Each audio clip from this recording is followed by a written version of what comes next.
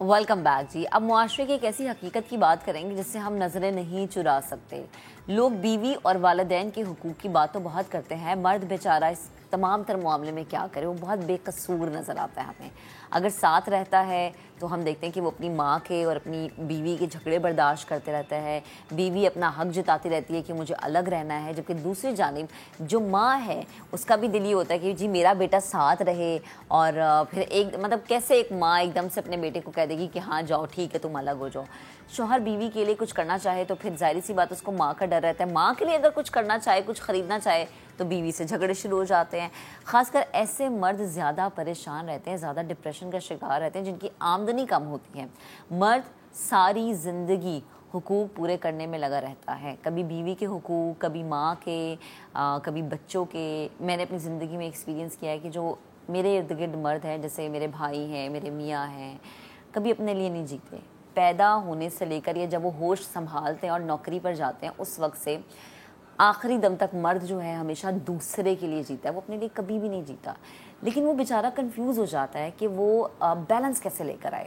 حقوق کی ادائیگی ماں کی بھی ضروری ہے, حقوق کی ادائیگی بیوی کی بھی ضروری ہے. ظاہرہ کسی کی بیٹی لے کر آیا وہ, اور ہمارا دین بھی اس معاملے میں ہمیں سکھاتا ہے کہ جب آپ کسی کی بچی لے کر آ رہے ہیں, کسی کی بیٹی کو آپ بیاہ کے لے کر آ رہے ہیں تو پھر اس کے حقوق پورے کریں. اب ان حقوق کی ادائیگی میں توازن کیسے رکھنا ہے, اس نے بیلنس کیسے رکھنا ہے, یہ بڑا ضروری ہے. ہمارا دین ہمیں سب کچھ سکھا چکا ہے, لیکن کبھی کبھی ہم بھول جاتے ہیں, ہم دین کی طرف توجہ نہیں دیتے. اسی معاملے پر آج بات کرنے کے لیے Islamic scholar doctor Farhana Owais مجھے اسٹوڈیوز میں جوائن کر چکے ہیں. السلام علیکم ڈاکٹر صاحبہ, گڈ مارننگ. وعلیکم السلام. الحمدللہ. آپ نے یہ چیز ایکسپیرینس کی اپنے ارد گرد کے بیچارے مرد پریشان ہو جاتے ہیں کہ بھائی بیوی کا حق ادا کرنا ہے یا ماں کا حق ادا کرنا ہے؟ بالکل ایسے ہی ہے, اور لیکن بہرحال سوسائٹی کا ایک بڑا حقیقت ہے یہ بہت بڑی, اور مردوں کو اس کو زیادہ فیس کرنا پڑتا ہے. آئی تھنک مردوں کو ہی کرنا پڑتا ہے, تو اس لیے ان کو بیلنس ہونا بہت ضروری ہے. وہ کیسے بیلنس ہو؟ دیکھیے ہم الحمدللہ جب کہتے ہیں کہ ہم مسلمان ہیں تو ہمیں ہمارے دین نے بڑی زبردست چیزیں جو ہے نا وہ سکھا دی ہیں, بتا دی ہیں. اور جب وہ ایک اچھے اور خوبصورت معاشرے کی ہمارا دین بات کرتا ہے, اور یہ بھی کہتا ہے کہ اس کا جو بنیادی یونٹ ہے وہ گھر ہے. تو پھر اب گھر میں جو افراد ہیں ان کے حقوق و فرائض جو ہیں وہ بھی دین ہمیں بتا رہا ہے, اس کا بڑے خوبصورتی سے اس نے تعین کر دیا ہے. اگر ایک طرف ہمیں قرآن پاک یہ بتاتا ہے کہ تمہاری بیویاں تمہارا لباس ہیں اور تم ان کا لباس ہو, اور جیسے قرآن پاک میں ایک اور جگہ فرمایا گیا کہ اپنی بیویوں کے ساتھ بھلائی کے ساتھ رہا کرو, تو دوسری طرف ہمارے آقا محمد صلی اللہ علیہ وسلم نے ہمیں یہ بھی بتا دیا کہ تمہارے والدین تمہاری جنت ہیں اور وہی تمہاری دوزخ ہیں. یعنی اگر تم ان کے ساتھ اچھا سلوک کرو گے تو جنت تمہاری, اور اگر تم برا سلوک کرو گے تو دوزخ تمہاری. پھر آپ نے یہ بھی فرمایا کہ اللہ رب العزت کا ارشاد ہے کہ انسان جو بھی اچھائی یا برائی کرتا ہے اس کا جو حساب ہے وہ قیامت کے دن اس سے لیا جائے گا. لیکن والدین سے کیا ہوا سلوک وہ ہے جس کا آپ کو حساب دنیا میں بھی دینا ہے اور آخرت میں بھی دینا ہے. یعنی اگر آپ نے اچھا سلوک کیا ہے تو نہ صرف یہ کہ آپ کو بہت ساری بھلائیاں ملیں گی, آپ کی عمر طویل ہوگی, آپ کو برکتیں ملیں گی, اور اللہ تعالیٰ بہت ساری نعمتوں سے نوازے گا. اور اگر آپ نے والدین کے ساتھ برا سلوک کیا ہے تو آپ کی برکتیں چھن جائیں گی, آپ کے ساتھ بھی بہت سا برا سلوک ہوگا اور قیامت کے دن بھی ہوگا. تو ہمیں دونوں پہلو بتا دیے گئے ہیں. پھر ہمارے آقا محمد صلی اللہ علیہ وسلم نے خطبہ حجۃ الوداع کے موقع پر بڑی تاکید کی کہ اپنی بیویوں کے ساتھ بہت اچھا سلوک کرو, کیونکہ تمہیں ان کے اوپر قوام بنایا گیا. یہ تو قرآن کے بھی الفاظ ہیں کہ تمہیں برتری دی گئی ہے. اچھا, اب یہ بیلنس کیسے کیا جائے؟ بہت ضروری ہے کہ جب شادی ہو رہی ہوتی ہے بچوں کی, تو جس طرح ہم یہ بات کہتے ہیں نا کہ بیٹیوں کو تربیت کی بہت ضرورت ہے, بالکل بیٹوں کو ایکولی تربیت کی ضرورت ہے.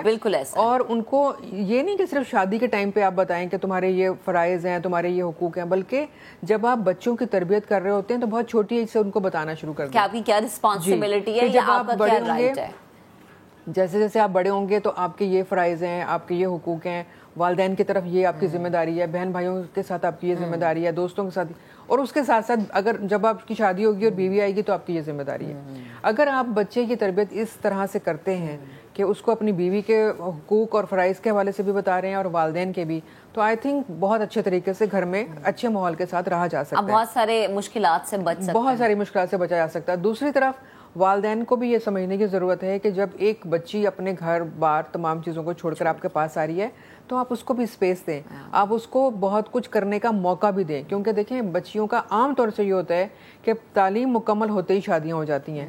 اب وہ کوئی نہ تو کوکنگ کا کورس کر کے آ رہی ہیں, نہ وہ گھر کی مینجمنٹ کا کوئی کورس کر کے آ رہی ہیں. ساسوں کا اور جو دیگر گھر میں افراد ہیں ان کے پر یہ فرض ہے, لازم ہے کہ وہ جس طرح بیٹیوں کو سکھاتے ہیں, بہو جب گھر میں آئی ہے اب وہ آپ کی بیٹی, اب آپ اس کو سکھانا شروع کریں کہ اس گھر میں اس طرح سے معمولات چلتے ہیں تو بیٹا آپ ایسے کرو, بیٹا آپ اس طرح سے کرو. اگر آپ ڈے 1 سے اس کو بیٹی کی طرح لیتے ہیں اور اپنے گھر کی باتیں اس کو سمجھاتے ہیں, سکھاتے ہیں, ساتھ بٹھاتے ہیں, تو آپ بلیو کریں کوئی بھی بچی جو ہے نا پھر وہ مخالفت بن جاتی اور الگ گھر کا نہیں سوچے گی, بلکہ اس کو پروٹیکشن کا احساس ہوگا کہ میری جو ساس ہے وہ میری ماں کی طرح مجھے سکھا بھی رہی ہے, مجھے سمجھا بھی رہی ہے اور مجھے بتا بھی رہی ہے. اچھا دیکھیں ڈاکٹر صاحب, اس کے اندر نا کچھ بچیوں کی ماؤں کا بھی بڑا کردار ہوتا ہے کہ اگر آپ اپنی بچی کو یہ سکھا دیتے نا کہ گھر میں بڑوں کا ہونا ضروری ہے, چھوٹی چھوٹی باتیں ہر گھر میں ہوتی ہیں, برداشت کا ایک لیول ہونا چاہیے. اچھا مجھے یہ بتائیں کہ ایک چیز بڑی سوشل میڈیا پہ بھی ڈسکس ہوتی ہے کہ جی شوہر پہ یا بیٹے پہ زیادہ حق کس کا ہے, ماں کا ہے یا بیوی کا ہے؟ میری نظر میں تو زیادہ حق ماں کا ہے کیونکہ اس نے پیدا کیا ہے. اب چونکہ میں خود ماں ہوں تو مجھے اس چیز کا احساس ہوتا ہے کہ آپ کے لیے بڑا مشکل ہوتا ہے کہ آپ اپنی اولاد, چاہے بیٹا یا احساس تبھی ہوتا ہے جب آپ خود ماں بنتے ہیں. تو آپ مجھے بتائیں کہ کس کا حق زیادہ ہے؟ دیکھیے میں آپ کو نا ایک واقعہ سنا دیتی ہوں تو اس سے اندازہ ہو جائے گا کہ کس کا حق زیادہ ہے. ایک صحابی ہیں, ان کا موت کا وقت قریب ہے, نزع کا عالم ہے لیکن روح نہیں نکل رہی, سخت تکلیف میں ہے. تو صحابہ کرام پریشان ہیں, کبھی کوئی کچھ پڑھ رہا ہے, کوئی کچھ دعا کر رہا ہے, لیکن ان کی وہ حالت جو ہے نا اس مشکل سے وہ باہر نہیں آ پا رہے. اتنے میں ایک صحابی نبی پاک صلی اللہ علیہ وآلہ وسلم کے پاس آتے ہیں اور کہتے ہیں یا رسول اللہ فلاں صحابی جو ہیں ان کے اوپر یہ کیفیت ہے اور ان کی جان مطلب نہیں نکل رہی آسانی کے ساتھ, ہم کیا کریں؟ آپ صلی اللہ علیہ وآلہ وسلم نے پہلا سوال ان سے یہ پوچھا کیا ان کے والدین زندہ ہیں؟ انہوں نے کہا جی ان کی والدہ زندہ ہیں. تو آپ نے فرمایا کہ ان کو بلا کے لاؤ. والدہ کو بلایا گیا تو آپ صلی اللہ علیہ وآلہ وسلم نے ان سے یہ پوچھا کہ آپ کا بیٹا آپ کے ساتھ کیسا ہے؟ تو ان کی والدہ نے کہا کہ میرا بیٹا بہت اچھا انسان ہے اور بہت اچھا مسلمان ہے, میرے ساتھ بہت اچھا تھا جب تک اس کی شادی نہیں ہوئی تھی. شادی ہونے کے بعد اس نے مجھے بالکل چھوڑ دیا اور اپنی بیوی کی باتوں میں آتا رہا اور اس کا خیال کرتا رہا اور مجھے اگنور کرتا رہا, میری ضروریات کا بھی خیال نہیں کرتا تھا, مجھے وہ عزت اور وہ مقام نہیں دیتا تھا جو پہلے دیا کرتا تھا, تو میں اس سے سخت ناراض ہوں.